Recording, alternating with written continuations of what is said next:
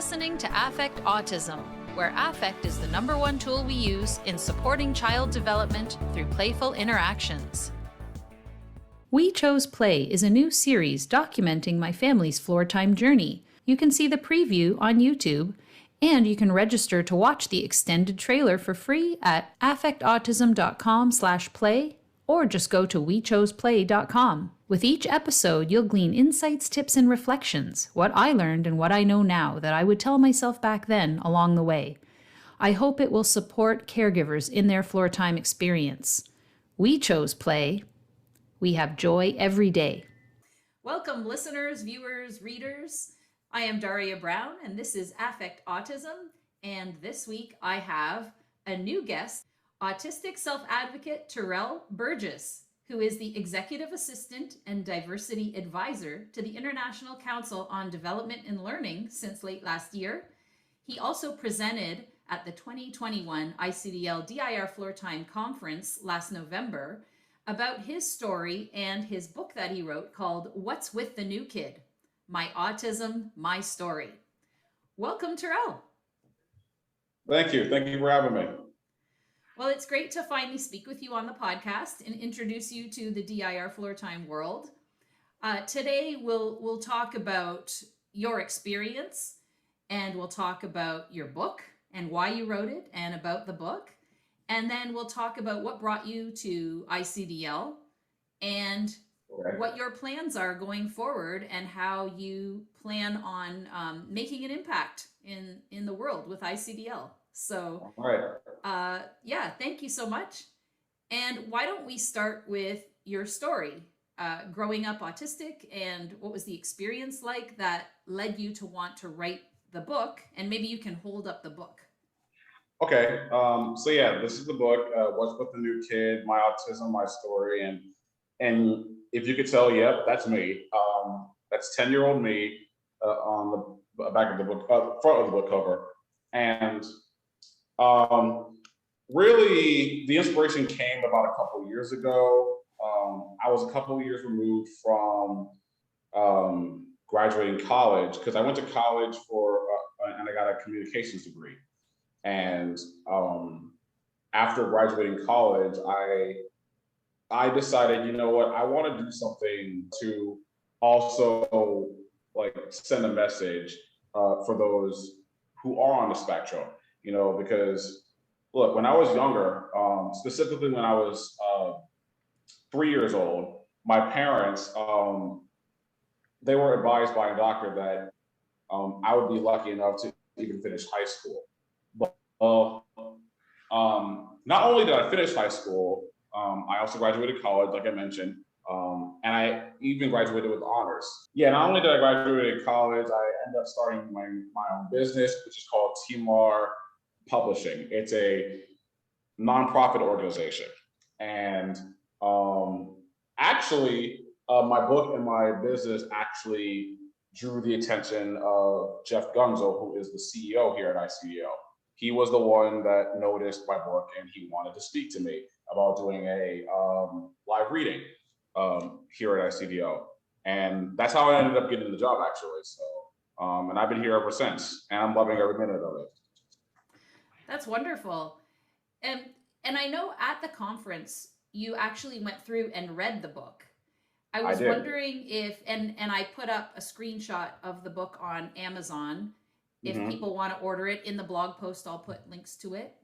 And I'm wondering if you can sort of highlight aspects of the book or anything you want to highlight today. You can feel free to read a passage if you want, or just talk about it, whatever you want. I will say this. This book is it's not mainly, it is about my life as a 5th grader at a new school. Because heading into the 5th grade, I had only taken special needs classes. My parents felt like I was more highly advanced and wanted to put me in a regular school with classmates who aren't like me.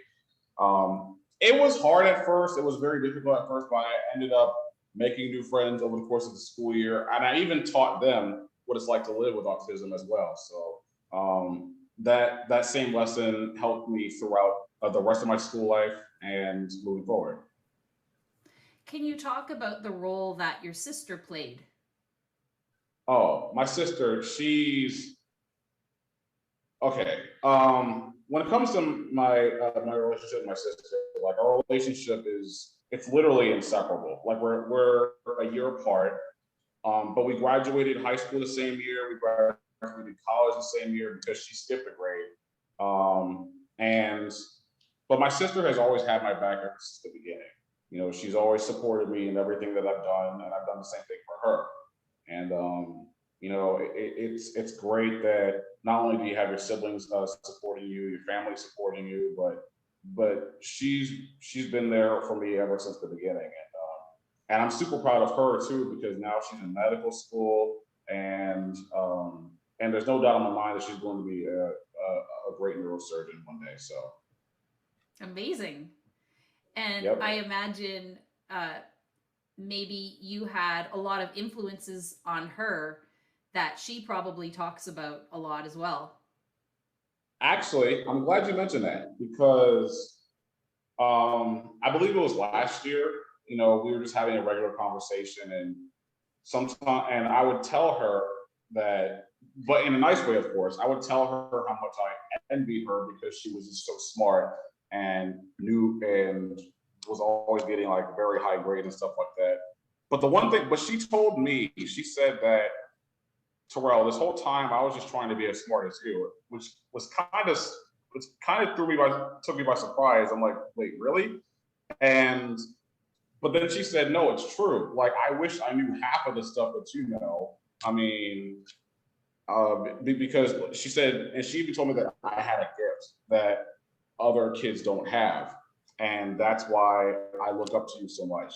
And not gonna lie, it kind of took me by surprise. And I was honored to hear those words.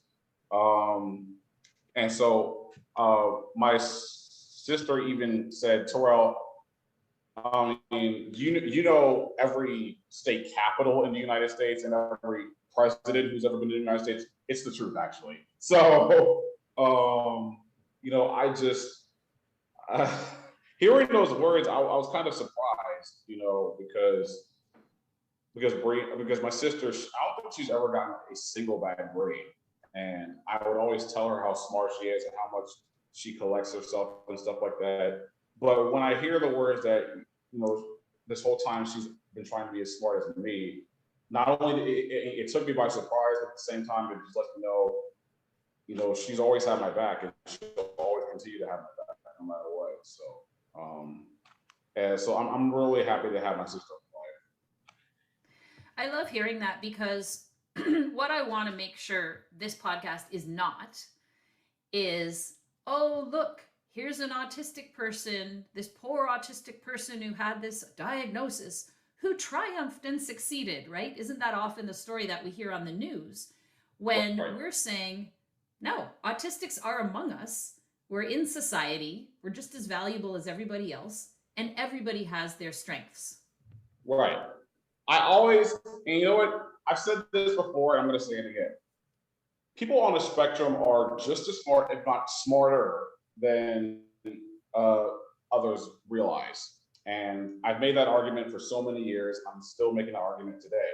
A lot of people who are on the spectrum have accomplished a lot in their lives. I mean, and I'm a prime example for that. But really, what this book is about and what my business is about is me being a voice for those who can't speak up. And so that's why I wrote this book. That's why I did this business and stuff like that, because this is bigger than me. I want people to read this book, and especially parents to read this book and just think, you know, if he was able to accomplish all this when others thought he wouldn't, then I know that it's possible. I know that it's possible for my child to do this because this guy has been doubted many times throughout his life because of his diagnosis, but he didn't let it affect him. He just kept going. So I want people to read this book feeling motivated. Right. And I think that's great because as parents, we're often told this, tragic story like, oh, your child has been diagnosed with autism. And, for so many people, it's such bad news. And you think, oh no, my child will never do all these things in life. And right off the bat, you're looking through this lens of deficit. And instead, if we can look through this lens of difference, yes, your child may do things differently than other kids, maybe even develop slower in some areas than other kids, but they also have strengths that other kids don't. And I know one of the things that I enjoyed was the reading from your book about the baseball stats. Can you tell that story about when you were listening to your classmates? Oh, yes. Okay. So here's the thing. When I was young, I got into a lot of sports because me and my dad are two sports fans. The main sports I watch are basketball, football, and baseball. And in fact, if I could find the passage, I Sure, can tell that'd be you. great. Yeah. Because I grew up watching baseball, and Yes. my brother knows every baseball statistic there is. He has no diagnosis, but it reminded me of my childhood, and I just loved it. So I'd love it if you read that passage. Baseball. Yeah. So when it says that, okay, so Demetrius will tell Kareem, Deion Sanders did play two sports, football and basketball. And yes, it did bother me because it inspired, like, that passage was inspired by an actual conversation I had with my friends when I was younger, because I knew who Deion Sanders was, and I knew that he played baseball and football, not basketball and football. So yeah, it did bother me when he didn't get those right, get that right. And so, I would tell, even now, like, I would tell people certain, like, statistics about what happened and they would look at me like, how did you know that? And so, like, I was just, what can I say? Like, I love watching sports, and I can tell you what year each team either, like, won an NBA Finals or a World Series or stuff like that. Like, heck, I can tell you, you live in Canada, right? Yes, and I grew up on the border of Detroit. So do you know what year the Tigers won the World Series? 1984. Yeah. Yes. 1984. And I can, oh yes, and the World Series trophy went north of the border twice, actually, in 92 and in 93. Yep, the Blue Jays. I wasn't even born yet, and I know that. So that's awesome. Yeah. Yeah. So those certain things,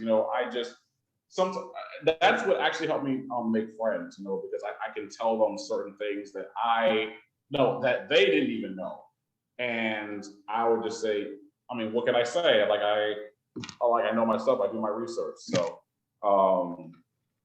that's how I ended up making friends. That's how I ended up making friends that day, and moving forward, those little conversations based on the stuff that you like.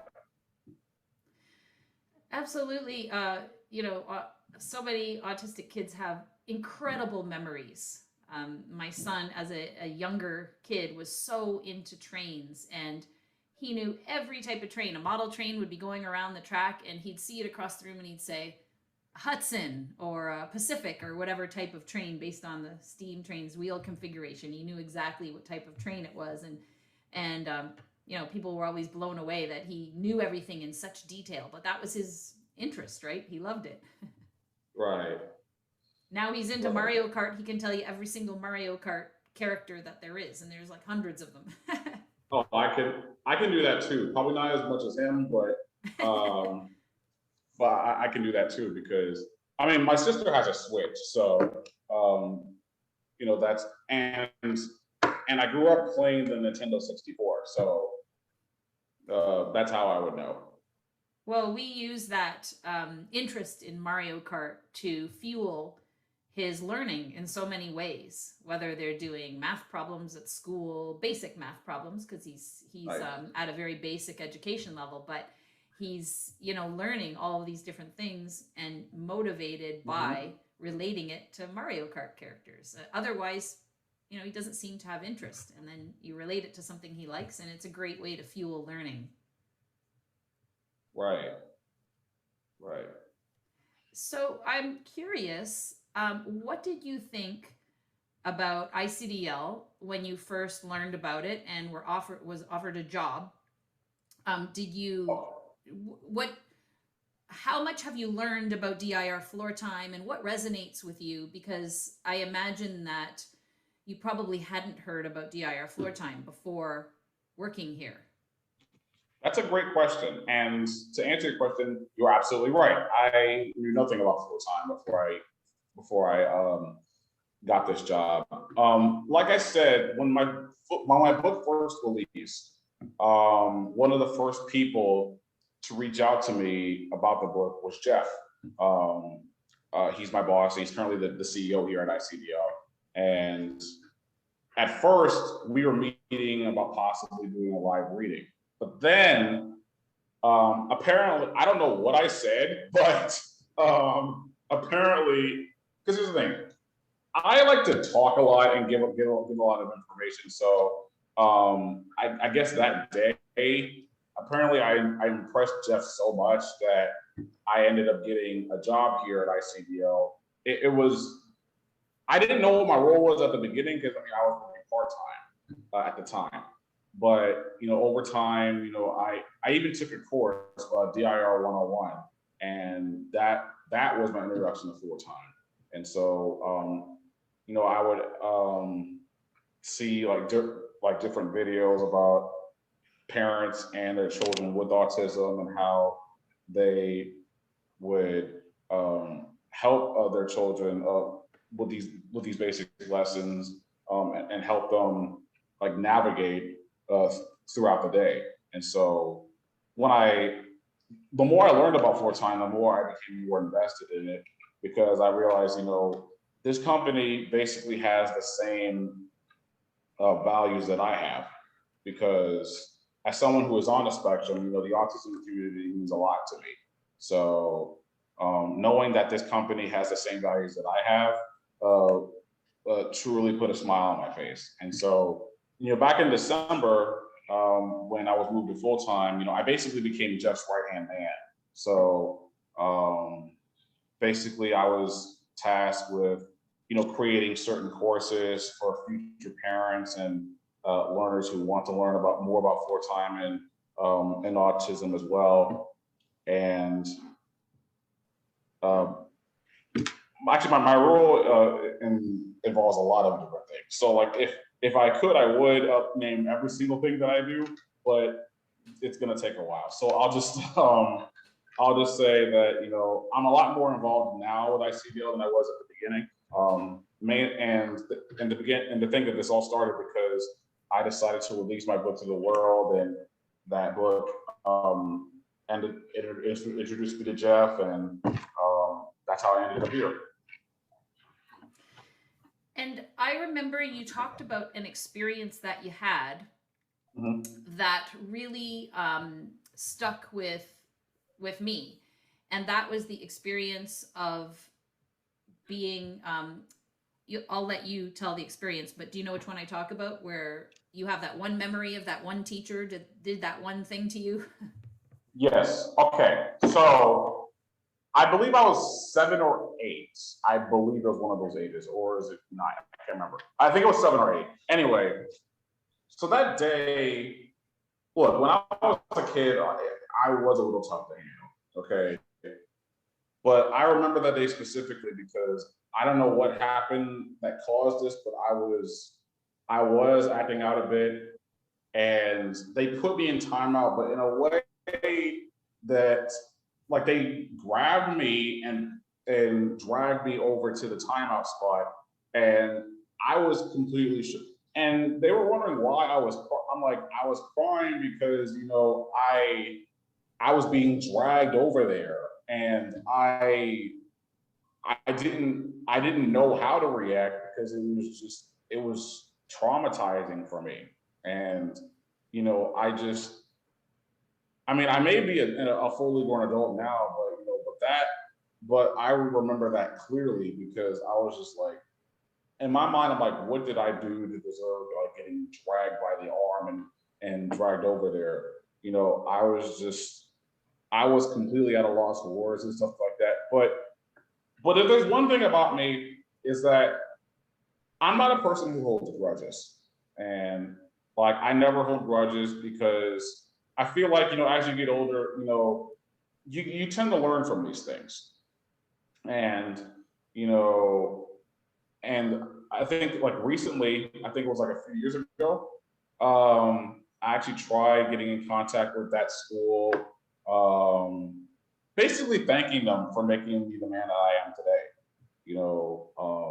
I've had those experiences and stuff like that, and yes, those experiences will live with me. But if I hadn't had those experiences, I wouldn't be where I'm at today. So, I don't hold any grudges. If anything, I should be thanking them because if it wasn't for them, I wouldn't be here.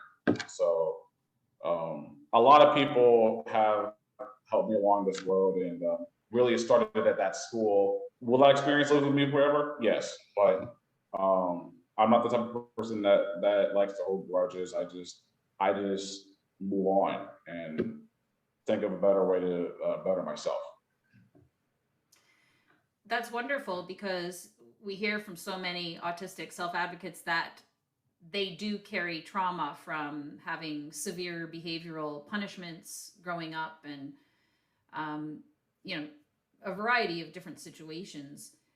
Right. But I remember, I believe it was Jeff that said, the ICDL CEO said, imagine as a teacher knowing that that was a memory that you left with a child in your class versus teachers who leave, inspiration and good memories. Like I imagine you also have experiences with teachers who really believed in you despite what other people may have said and really were there for you and supported and guided you along.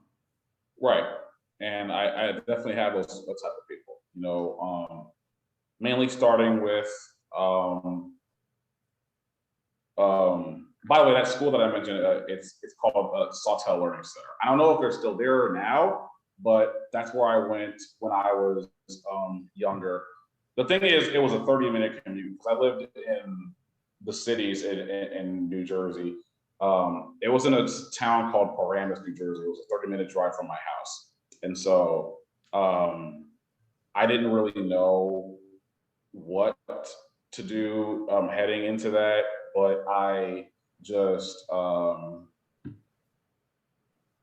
a kid, you're not prepared for these things, because you have no idea what you're about to walk into. So, but if I had to think about one specific person, though, that would be my lifetime classroom aide, Gail Velox. I was introduced to her in the 6th grade by my parents. At the time, she had retired from teaching math in Essex County in New Jersey, but she agreed to be my classroom aide. And let me tell you, our relationship was very, very strong. And, she believed in me when I didn't believe in myself. And, when we moved to North Carolina, it hurt at first because it meant that I had to say goodbye to her because she was still in New Jersey. But when I released the book last year, that was the first time I actually spoke to her over in person, actually. Well, not really, because it was over the phone. She called me and she told me how proud she was of me, and she let me know that, she was going to be in my corner no matter what. And I think a week after my first book signing, she sent me a long card with the money for the book. And she let me know how proud she was of me and stuff like that. And I really appreciate that, this book helped me reunite with her because, and Forgive me for being a little, because I'm about to get a little choked up here, because what I'm about to say next is kind of, that ended up being our last conversation. Because 4 months after I released the book, I learned that she passed away at the age of 83. And that was hard. It was really hard. Because she meant a lot to me. And finding out that your longtime classroom mate who has been there with you through thick and thin is gone, it was hard for me. It took me a couple days before I finally had the courage to like speak to someone about this, because it was hard, because I wasn't expecting it. You know, at 83 years old, she was still working, and then all of a sudden, that's why I always learn to cherish every memory that you have with the people that you have, because you never know what's going to happen. You never know what's going to happen from here on out. So that's the one memory that I always cherish, and the one person that I always say that really helped me along the way. I'm sorry to hear about that. That I can imagine how much that affected you, and it's wonderful that she got the experience to see you writing that book and got a chance to read it and got a chance to connect with you before she passed. You'll always have that, which is wonderful. And it really speaks to the power of relationship, the R in the DIR model, developmental individual differences relationship based model. And many of the DIR experts have said relationships are 99% of floor time, right? And when you have that relationship with somebody where you feel so safe and they believe in you, it really does help you thrive. And I imagine, that was what was behind everything that you just said, was that sense of trust. Yes, and the fact that she was a retired teacher but decided that she was going to help me out, like take some time out of her day to help me out. It just really, I guess the one regret that I have is that I wasn't able to connect with her again after that book signing. Like there were times where I would just, because I have her number on my phone, and I would just think like should I call her? I mean, but I don't know if she's working and stuff like that. So when I found out that she passed away, I was just, the one thing I kept thinking is, you had all this time to reach out to her, now you're never going to get that chance. But my parents told me to not blame myself for this, because they told me to just appreciate the fact that I had the chance to reconnect with her again. And that's the one thing that I'll always cherish. Absolutely. And you did mention earlier your parents' belief in you, that you were in a special needs placement in the school, and they thought you could be in a regular school and be in an inclusive environment. And can you talk a little bit about the support that your parents have given you through your life? Oh, they've given me a lot of support. Specifically when I was younger, I've had there were times where I would even doubt myself, but my parents,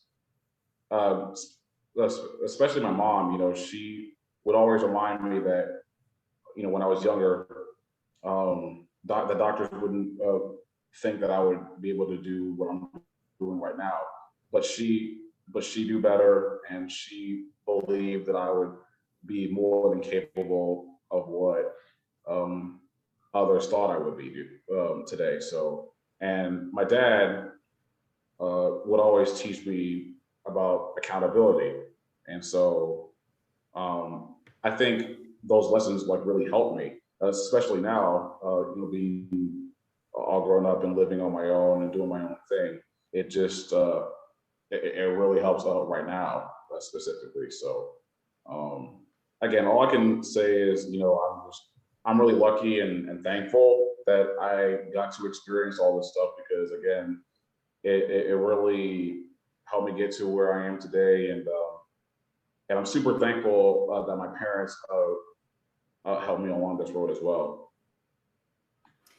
And I think that's such an important message. And I wonder if you could leave parents who are listening with some words of advice who, I facilitate ICDL's weekly parent drop-in, and we've been getting a lot of parents coming in lately.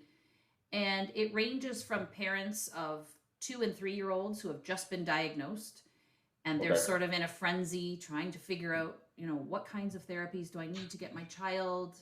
They're sort of still in shock about the diagnosis, all the way to parents of teenagers and young adults who have either found floor time or have been doing floor time for a number of years and are really invested in this approach and really supporting their child and valuing their child's individuality and unique qualities.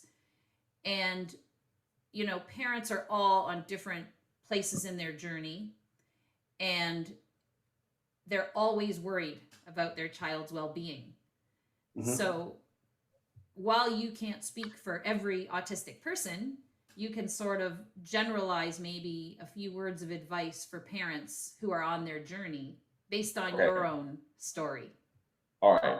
Now, before I say what I want to say, I do want to say this as an autistic advocate. I want to make sure that I use my words carefully, because I don't want to say something and then some people may take offense. Like, I don't want to do that.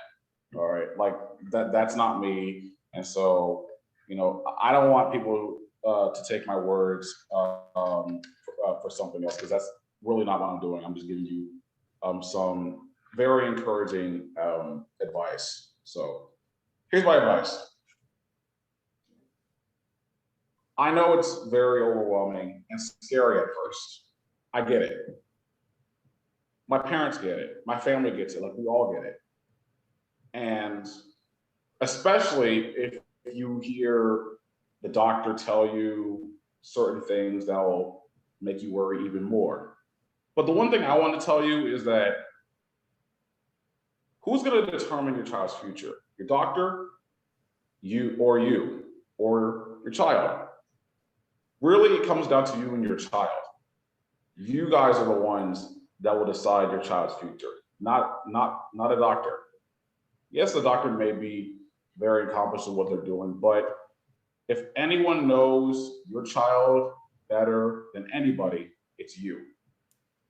You are the only people that truly understand how special your child is and what they're capable of achieving. My parents, yes, they were told that I wouldn't be able to accomplish all the stuff that I'm doing right now. Well, really, they were told that I would be lucky to graduate high school. But look at me now. I far along than what doctors said that I am. I ended up graduating high school and college. I graduated college with honors, I might add. And now I'm spending every single day of my life changing people's lives.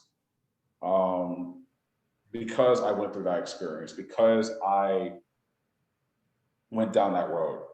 So my advice is, the only people that can decide what the future holds for your child is you. If you are strong enough to believe that your child is capable of accomplishing anything, then do whatever it is you can to make sure that it happens. Because your child, they can be in my position one day. Even better, they can impact even more people's lives than what I'm doing right now. You won't know that unless you can sit down with your child one day, let them know that they are capable of accomplishing anything that they set their mind to. Because listen, my parents sat me down at a young age. I think it was like middle school. Let me know what I was doing. Let me know my diagnosis was, and they also reminded me that I've overcome so many obstacles and I'm more than capable of accomplishing even more obstacles. So I want you to tell your kid the same thing. Don't listen to what others say.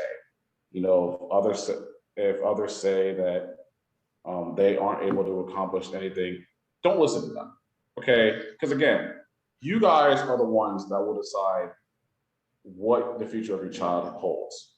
And if you believe that they are truly capable of accomplishing some great things in the future, then you got to tell them that. Continue to motivate them every single day because it will stick with them for the rest of their lives. And they'll be motivated every single day to continue to be great in this world. And that's all I can say. That's wonderful. Thank you. And I wouldn't mind adding a couple of things to that from my experience as a parent. Mm-hmm. It's a slow, long road. And, Right.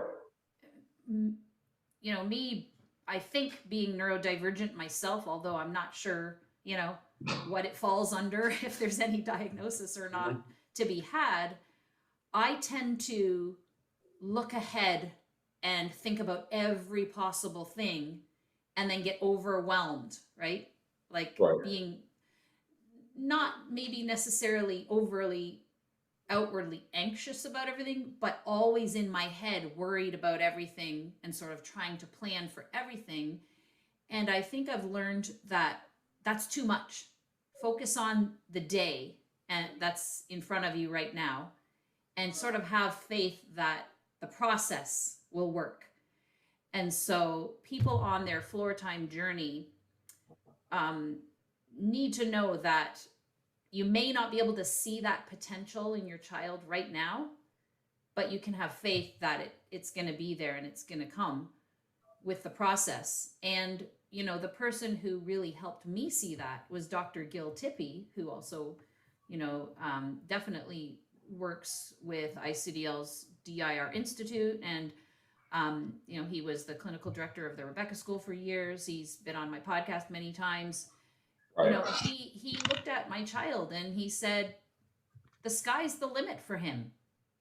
And he's seen hundreds, if not thousands, of autistic children, and he's watched them grow and he's seen potentials unfold. And, you know, he gave me so much faith in floor time to be able to trust the process. And I think sometimes that's hard. So hearing your perspective really helps solidify that too for me, because when, as a parent, when you're really doing the best you can and seeing the best in your child, you're validating that that is going to help the child thrive. Yep. Absolutely. Yeah, so thank you for that. The question I get all the time is, when's my next book? And I always say, I don't know, because I need to see how this book does first. But I do have a synopsis for my next book. And if I can just pull this up right here. Oh, yeah, we're here. Okay. I've actually been working on this synopsis for the last few months. So just in case this book takes off, I can start promoting this one. So here's the synopsis. Okay. A college freshman with autism experiences life on his own for the first time. Throughout his freshman year, he learns more about himself, the people around him, and learns hard lessons about life. This synopsis is for a dramedy chapter book, and it's going to be called Maurice. And that's your middle name? That's my middle name. Yep.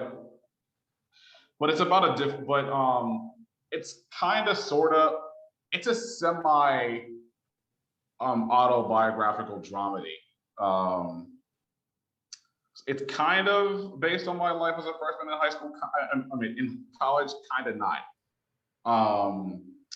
Because again, it's a fictional dramedy, so it's about a college freshman who's experiencing life on his own for the first time. Again, he's on the spectrum, so he doesn't know how to deal with this on his own yet.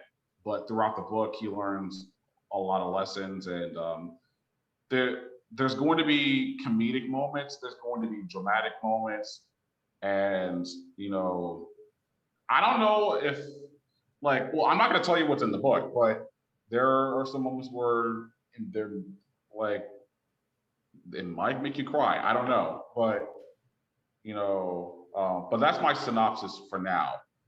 I need to see how this book does first, but this is what I'm working on as of right now. I would say, regardless of how the first book goes, write the second book. Right. I actually did 2 chapters already. I'm still trying to figure out what to write for the rest of the book, but I've done 2 chapters. So, it's gonna take a while, but this is what I'm doing for the second book. But I'm still promoting this one though. But I'm just letting you know that I am working on a second book. I wanted to keep it a secret, but I might as well just say it. Well, hey, listeners of Affect Autism, you heard it here first. Yeah. That's great. Can you give us an example of some of the hard lessons that you've learned since you've grown up and been on your own? Yeah. Mainly, I've learned some hard lessons though, especially as well because one thing I've learned is that sometimes this world is cruel, and also oftentimes when you get older and you start doing better for yourself, people who wasn't cool with you back then decides that they want to be cool with you now that you're famous. And in my mind, I was just like, well, where were you when I wasn't famous? Where were you when I was just a shy kid who was struggling to get friends? Like, where were you then?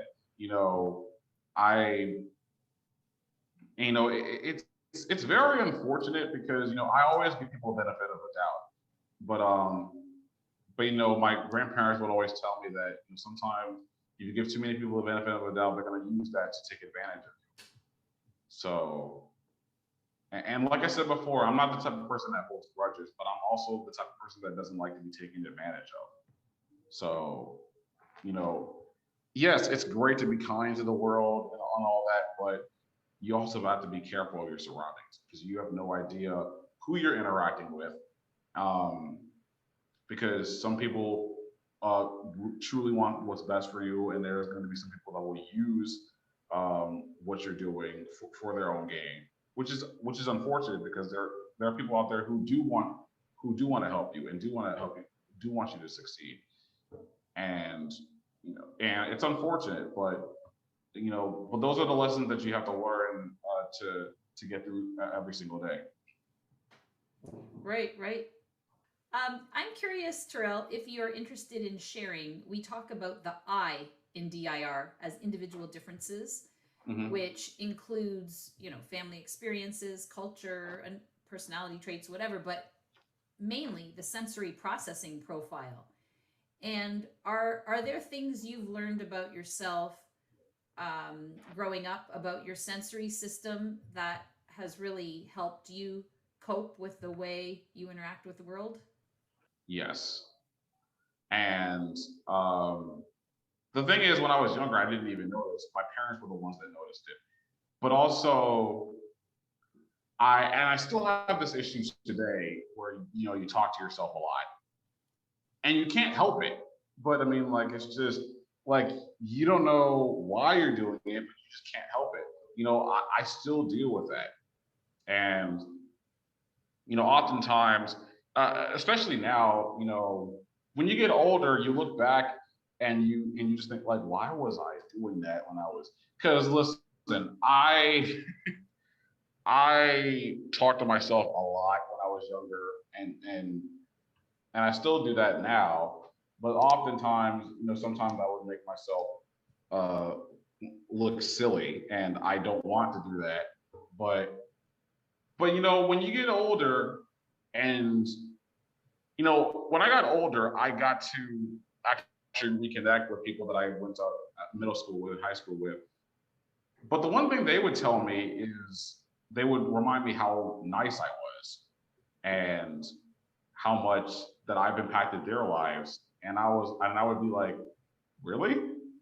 Like I was just, because for me, I never try to change who I am just to get someone to like me. Like I stopped caring about how people thought about me. I just wanted to be myself. And you know, when you hear those words that, you know, I was one of the nicest people to ever encounter them in their lives, like it really, like it puts a smile on my face. And you know, it just made, but then for those, and especially for those who I went to middle school with, who had no idea I had autism, you know, if they can recall all the times when I was talking to myself, I would sometimes, then I would tell them, yeah, I have autism. So, you know, I would do these things and I don't know why I would do these things, but it's something I can't control. And so, but, you know, I'm just, again, those experiences actually really help me because I can use my experiences to help another child. It's funny that you say that because my son, from the second he wakes up to the second he goes to bed, he talks nonstop the whole day, Right. to himself, to others. When he goes to sleep at night, I can hear him talking all about Mario Kart games that he likes, and he's always talking. And so it's interesting to hear it from your perspective. I've also heard that it's very common among neurodivergent people that you talk to yourself. I think it's probably true for some neurotypical people too.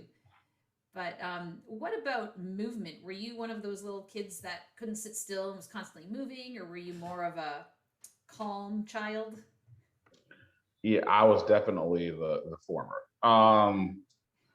I I don't know why I was moving around a lot, but I mean, like, it's just I couldn't help it. Like I could, like I'm not the type of person that would sit in one place and just like literally when I was in kindergarten, I think I wrote this in the book. When I was in kindergarten, you know, I would get up and just like move around and stuff. I don't know why I would do that. It's just it happens. You know, I can't help it. So I mean, it's I mean, my parents would remind me years later what I was doing and stuff like that, and I would just think to myself, why did I do that? But then they would say, Mr. Turrell, it's not your fault. You had no idea at the time. You couldn't control it. So I mean, but Your again, bo- like those lessons like help you a lot in life. So your body was trying to self-regulate, right? pretty much. The first capacity, yeah. Mm-hmm. Yeah. Oh, that's interesting. Yep. I just wanted to end off with your thoughts about DIR floor time and the impact that it's having. How do you feel about the fact that Jeff, the CEO of ICDL, has chosen to hire a self-advocate to, you know, not only be the diversity advisor, but also his executive assistant, and just having impact on the organization that affects the lives of so many autistic people? What does it mean to you that he's chosen a self-advocate to do that?